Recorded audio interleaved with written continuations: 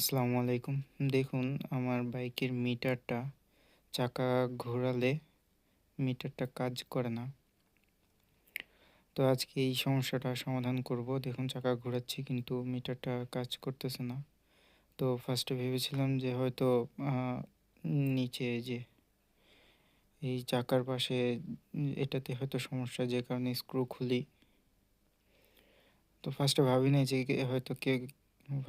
নাই যে কেবল এই সমস্যা হতে পারে। তো স্ক্রু খুলে এটা দেখার জন্য, চেক করার জন্য যে কি হয়েছে ভিতরে। তো ভাবলাম যে হয়তো এটা কোনো সমস্যা, হয়তো পরিষ্কার করলে হয়তো কাজ হবে। তো পরিষ্কার করে দেন আবার আ লাগাবো। এই যে ভিতরটা, এটার ভিতরে মূলত ম্যাগনেট আছে যেটা ঘূর্ণায়নের ফলে মিটারে গতি ওঠে। তো এই কাপড় দিয়ে আমি পরিষ্কার করার চেষ্টা করি। আসলে সরল মনে ভেবেছিলাম যে এটা হয়তো পরিষ্কার করলে কাজ হয়ে যাবে। কারণ তখন আসলে আমি বুঝিনি বা জানতাম না।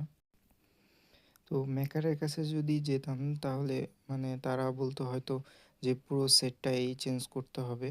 তো আমার আইডিয়া ছিল যে না, হয়তো কেবল না হয় এই যে যে ম্যাগনেট, আ ২ টার মধ্যে যেকোনো একটা নষ্ট হয়েছে, যে কারণে আমি এটা পরিষ্কার করলাম। আর পরিষ্কার করে এটা দেখার চেষ্টা করতেছি যে আসলে আমার কোনটা নষ্ট হয়েছে। যেটা নষ্ট হয়েছে আমি সেটাই চেঞ্জ করব। তাহলেই হয়তো আমার বাইকটা ঠিক হয়ে যাবে ইনশাল্লাহ। তো আমি এই কেবলটা ফার্স্টে চেক করতেছি। কেবল, তারপরে আবার এই ঘূর্ণায়ন ম্যাগনেট ওটাও চেক করব। তারপরে দেখব যে আসলে কোনটা নষ্ট হয়েছে। লাগিয়ে এখন চেক করব কি অবস্থা। তারপরে দেখি কি করা যায়।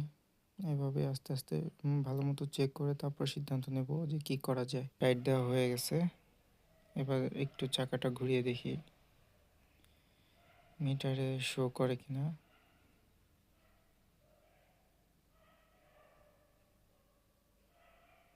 না, শো করতেছে না।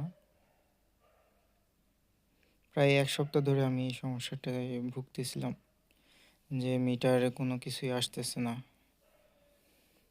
তো এইভাবে বাইক চালালে মনে করেন মিটারে যে কত কিলো যাচ্ছে বা কত কিলো চালাচ্ছি এটাও যোগ হবে না।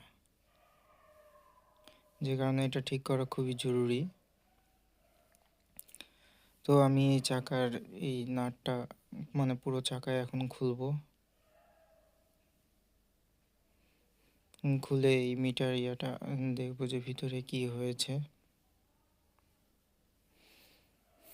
এই ভিডিওটা মূলত যারা মানে বুঝেন না যে কিভাবে কি করতে হয় নিজে, তাদের জন্যই।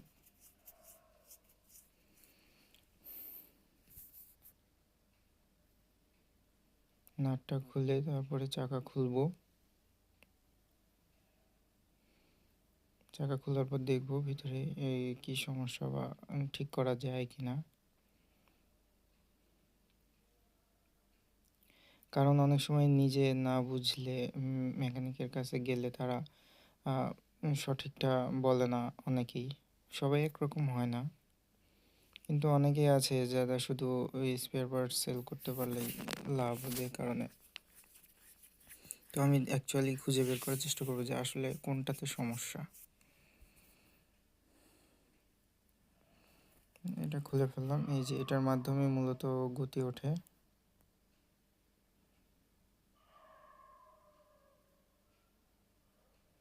যে এটার নামটা আমার মনে পড়তেছে না। এই যে এটা এখন খুলে ভালোমতো পরিষ্কার করে আবার লাগিয়ে দেখব কি হয়।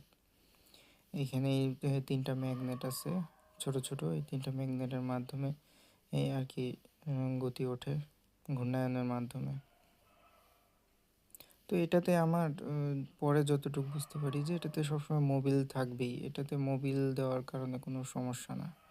তারপরও একটু পরিষ্কার করে লাগিয়ে মানে নিজের ইয়াটা সন্দেহটা মেটানোর জন্য লাগিয়ে দেখলাম। লাগানো হয়ে গেছে। তো এখন চাক্কাটা ঘোরাবো। চাকা ঘোরানোর পর এখন দেখতেছি যে হচ্ছে। তো পরবর্তীতে নাটটা আবার টাইট দিব। এটা দেখার পরে আমি তো মানে খুশি হয়ে গিয়েছিলাম যে বাহ! আমার তো তাহলে মনে হয় সমস্যার সমাধান হয়ে গেছে। কিন্তু আসলে না, এই কিছুটা সমস্যা আছে। কারণ স্ট্যান্ডে থাকা অবস্থায় যখন ঘোরাই তখন হয়, কিন্তু যখন আমি বাইকটা স্ট্যান্ড থেকে নামাতাম তখন আর মিটার উঠতো না। তো পরবর্তীতে আমি বাইকের মাথাটা খুলি। খোলার পরে তার একটু টান দিয়ে চেক করি, দেখি যে তার যখন একটু ধরে থাকি তখন স্পিড উঠে। পরে নতুন এই যে কেবল কিনে নিয়ে আসি, ৳৩৫০ দাম নেয় এই কেবলটার। যখন তার ধরে রাখি তখন গতি উঠতো, তখনই আমি বুঝতে পারি যে এটা আসলে তারেরই সমস্যা। পরবর্তীতে নতুন কেবলটা কিনে আনি এবং নতুন কেবল ইনস্টল করার পর দেখুন এখন আর সমস্যা নেই। এই যে এখান থেকে কেবলটা খুলে এখানে ওই সেম নাট দিয়ে স্ক্রুর মাধ্যমে লাগিয়ে দিয়েছি। এই যে সেই নষ্ট তারটা আমি কেটে কোথাও আর্থিং আছে কিনা এটা চেক করার ট্রাই করেছি, কিন্তু আসলে কোথাও খুঁজে পাচ্ছিলাম না, যে কারণে নতুন কেবলই কিনে আনলাম। এবার সব ফিটিং করা শেষ। এখন একটু চালিয়ে দেখব যে এখন আবার স্ট্যান্ড থেকে নামার পরে কাজ করে কিনা। পরে দেখি হ্যাঁ, এখন ঠিক আছে, এখন গতি উঠতেছে। এখন ঠিক আছে। এই তো এই তো